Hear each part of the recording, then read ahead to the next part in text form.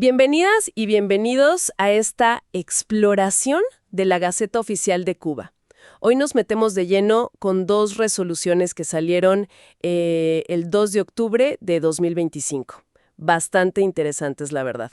Tenemos aquí, mira, por un lado, la resolución 13-2025 del Ministerio de Comunicaciones. Esa salió en la Gaceta Extraordinaria 62. Y por el otro lado está la resolución 3323-2025. Esta es de la Aduana General de la República, publicada en la Gaceta Ordinaria 81. Queremos entender un poco qué cambios regulatorios, qué decisiones importantes hay detrás de estos textos.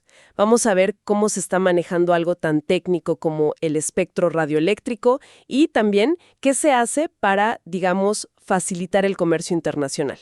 ¿Listos? Vamos a empezar con el tema de comunicaciones. ¿Te parece? Perfecto. Empecemos por ahí.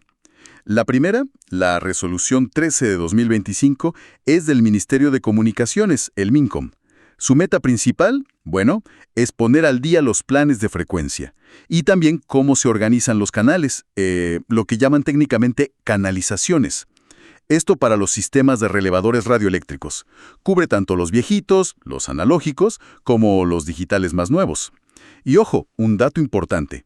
Esta resolución deja sin efecto a otras tres que ya existían, la 122 del año 2000, la 65 de 2005 y la 196 de 2007. Esto pues nos dice bastante claro que hacía falta modernizar, ¿no? Esas reglas ya tenían sus añitos. Tiene lógica, sí. Las comunicaciones avanzan. Rapidísimo. Pero ¿la resolución misma dice algo sobre el por qué? O sea, ¿por qué ahora? ¿Solo porque eran viejas o hay algo más? Sí lo dice.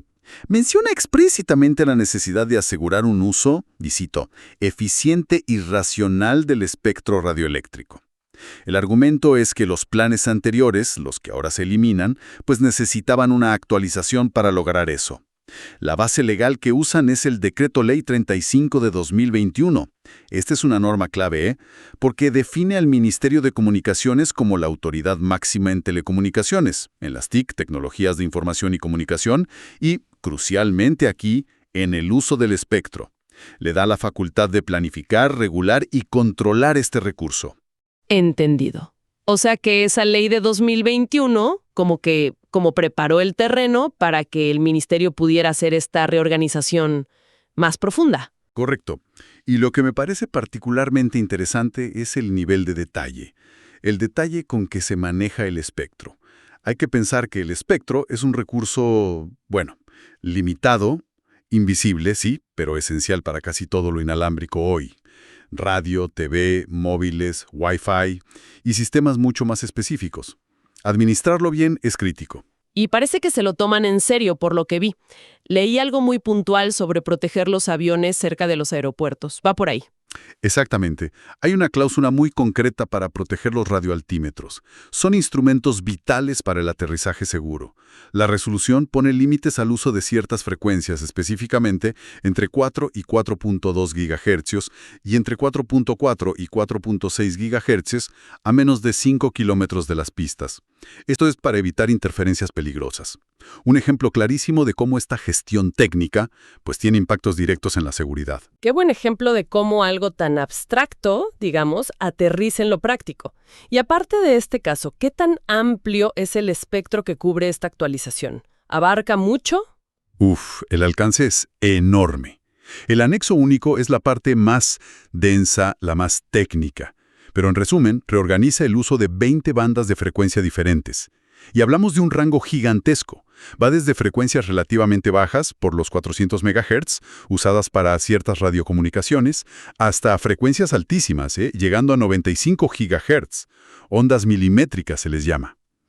Esas son las que se exploran para tecnologías del futuro, como el 6G, o para enlaces de datos masivos. O sea que no es solo ajustar lo que ya se usaba, es que cubre un abanico muy, muy amplio, incluyendo frecuencias que quizás hoy no son de uso masivo, pero que podrían ser clave mañana. Justo eso.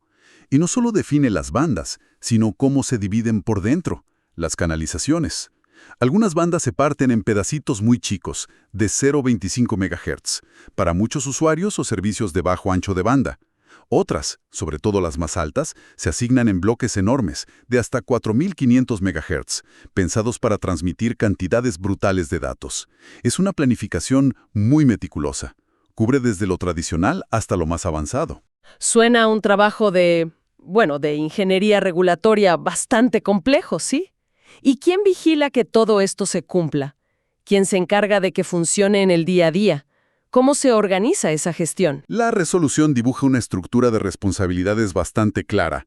Hay una Comisión Nacional de Frecuencias Radioeléctricas, que tiene un rol más bien consultivo. Da dictámenes, pero a pedido de la Dirección General de Comunicaciones. Esta Dirección General del Ministerio es como la ejecutora principal. Aplica las restricciones, como la de los aeropuertos que mencionamos, define los procedimientos para asignar canales específicos, vigila que se cumplan las reglas y, muy importante, puede proponer el uso de nuevas bandas que no estén ahora en el plan. Además, hay otra entidad, la Unidad Presupuestada Técnica del Espectro Radioeléctrico, que también ayuda a exigir el cumplimiento. Entiendo. Varios actores, pero con roles definidos. Parece un sistema pensado para tener control, pero también cierta flexibilidad a futuro, ¿no? Precisamente. La idea parece ser doble. Por un lado, minimizar las interferencias. Siempre es un desafío cuando muchos servicios comparten el espectro. Y por otro, como bien dices, preparar el camino. Al definir tan claramente el uso de bandas tan altas, con canalizaciones tan variadas, se está creando un marco para poder incorporar ordenadamente nuevas tecnologías o servicios que surjan o que se quieran implementar en Cuba. Es una pieza clave de infraestructura regulatoria para el futuro digital. Y el documento lo firma la ministra del ramo, Mayra Arevich Marín. La fecha de firma es 31 de enero de 2025. Muy interesante cómo se maneja algo tan fundamental, pero invisible como el espectro. Bueno, ahora cambiemos de tercio completamente. Pasemos al segundo documento de hoy. Nos vamos del Ministerio de Comunicaciones a la Aduana General de la República. La Resolución 32300-2025. Aquí el tema es otro: comercio internacional y una figura llamada operador económico autorizado. Exacto. Un giro de 180 grados. Esta resolución trata sobre otorgar esa condición, la de Operador Económico Autorizado, OEA por sus siglas, a una entidad concreta. Primero, definamos qué es un OEA en Cuba. Según la propia normativa que citan, la Resolución 112 de 2016, es un reconocimiento que da la aduana a una empresa, una persona jurídica, que participa en la cadena logística del comercio internacional. Para obtenerlo, tiene que pasar un proceso de verificación, demostrar que es un operador confiable y seguro. Esto puede ser para importadores, exportadores, agentes de aduana, transportistas, varios actores de la cadena. Entendido. Como una especie de sello de buena conducta y fiabilidad para la aduana. Y lo interesante aquí es a quién se lo dan. Al Centro Nacional de Biopreparados, Biocen, como se le conoce. La resolución da unos detalles extra que llaman la atención. Empresa 100% cubana, parte del grupo BioCuba Pharma, el gran conglomerado estatal de biotecnología, y además ya tenía la clasificación de empresa de alta tecnología. ¿Qué nos dice esta combinación? OEA, BioCuba Pharma, alta tecnología. Es significativo. Sí, esa combinación es bastante significativa. Sugiere que Biocen no es una empresa cualquiera. Que sea de BioCuba Pharma la ubica en un sector que Cuba considera totalmente estratégico, por exportaciones, por desarrollo científico. Que además sea empresa de alta tecnología, pues refuerza esa idea. Darle ahora el estatus de OEA parece un paso más para facilitar las operaciones de una entidad que se considera clave. Y me imagino que conseguir ese estatus no es solo pedirlo y ya. ¿Cómo fue el proceso? ¿Lo mencionan? No, claro, no es automático. La resolución menciona que hubo una evaluación formal.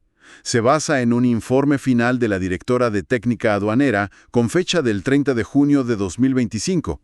Ese informe concluyó que Biocen cumplía los requisitos. Obtuvo una evaluación satisfactoria, dice el texto. Con base en eso se le da la condición de OEA. Y es por 3 años, importante. La vigencia empieza 30 días después de publicarse en Gaceta, o sea, a principios de noviembre de 2025. La resolución también se cuida de citar todo el marco legal que soporta el programa OEA en Cuba. Menciona el Decreto Ley 162, que es la Ley de Aduanas, un acuerdo del Consejo de Ministros, el 8615, sobre la estructura de la aduana, y resoluciones anteriores de la propia aduana, la 19 sobre despachos y la 112, que fue la que creó formalmente la figura del OEA en 2016. Esto muestra que la decisión sigue un procedimiento ya establecido. Vamos a lo práctico. ¿Qué implica realmente ser OEA para una empresa como Biosen en su día a día? ¿Qué gana? El beneficio principal y la razón de ser de estos programas OEA en todo el mundo, muchos inspirados en el marco SAFE de la Organización Mundial de Aduanas, es facilitar el comercio. Para una empresa certificada como OEA, esto normalmente significa trámites de aduana más rápidos, más sencillos, menos inspecciones físicas de la mercancía, prioridad en los despachos, chance de usar procedimientos simplificados. Para una entidad como Biosen, que seguro importa insumos críticos y exporta productos biofarmacéuticos de alto valor, esta agilización puede ser importantísima. Podría significar menos costos logísticos, tiempos de entrega más fiables, en resumen, una cadena de suministro más eficiente. Entiendo. La eficiencia en la aduana es la ventaja directa. Pero pensando en el perfil de Biosen estatal, alta tecnología, sector estratégico, ¿podría haber alguna lectura adicional en esta certificación? Quizá una señal de dónde se ponen las prioridades. Es una muy buena pregunta. Más allá de la eficiencia operativa, que ya es mucho, otorgarle el OEA a Biosen se puede interpretar de varias formas. Podría ser una señal del interés del Estado en fortalecer la capacidad exportadora del sector biotecnológico. Es uno de los pilares económicos cubanos. Asegurar que Biosen tenga una logística fluida es asegurar que uno de los motores de BioCuba Pharma funcione mejor. También podría ser parte de un esfuerzo más general por alinear las prácticas aduaneras cubanas con estándares internacionales, facilitar así que sus empresas clave entren mejor en mercados globales. O quizá simplemente es un reconocimiento a la inversión que Biosen ya hizo en seguridad y control de sus propios procesos, algo que se necesita para ser OEA. Probablemente sea una mezcla de todo eso, ¿no? Fascinante cómo una resolución que parece administrativa puede tener tantas capas de significado posible. Un último detalle formal que vi firma William Pérez González. Él es vicejefe primero de la aduana. El texto aclara que actúa en sustitución del jefe de la institución. La fecha de firma fue el 22 de julio de 2025. Correcto. Es un detalle de procedimiento interno, habitual en la administración pública. Muy bien, pues hemos revisado 2 piezas regulatorias, publicadas el mismo día, pero con enfoques bien distintos. Por un lado, una inmersión técnica profunda en las telecomunicaciones, actualizando cómo se administra el espectro radioeléctrico, algo vital para la infraestructura de comunicaciones. Y por otro, una medida muy concreta de comercio exterior, dar un estatus de confianza y facilidad aduanera a una empresa estatal clave en biotecnología. Exacto. Y aunque los temas son distintos, comunicaciones por un lado, aduanas por otro, ambas resoluciones nos enseñan algo en común, nos muestran cómo se usa la Gaceta Oficial. Es el vehículo para formalizar decisiones del Estado que impactan en la gestión de recursos estratégicos como el espectro y en la dinámica de sectores económicos clave como el biofarmacéutico a través del comercio. Vemos en acción los mecanismos legales, burocráticos, que regulan tanto esa infraestructura invisible de las comunicaciones como el flujo de bienes para actores que se consideran prioritarios. Son ejemplos concretos de la maquinaria regulatoria estatal funcionando y, adaptándose también. La verdad que sí, ha sido una exploración reveladora de estos documentos oficiales. Agradecemos mucho a quienes nos escuchan por habernos acompañado. Recapitulando muy brevemente, analizamos la resolución 1325 del MINCOM que moderniza y detalla los planes de frecuencias para sistemas de relevadores, cubre un espectro amplísimo y asigna roles claros para gestionarlo. Y la resolución 3225 de la aduana que certifica a Biosen como operador económico autorizado, buscando seguramente agilizar su comercio internacional. Y para dejar una reflexión final, una pregunta quizás. A la luz de esa detallada asignación de frecuencias que incluye bandas muy altas, ¿de qué manera podría esta planificación del espectro estar, anticipando o preparando el terreno para nuevas tecnologías de comunicación en Cuba? ¿Qué podría venir?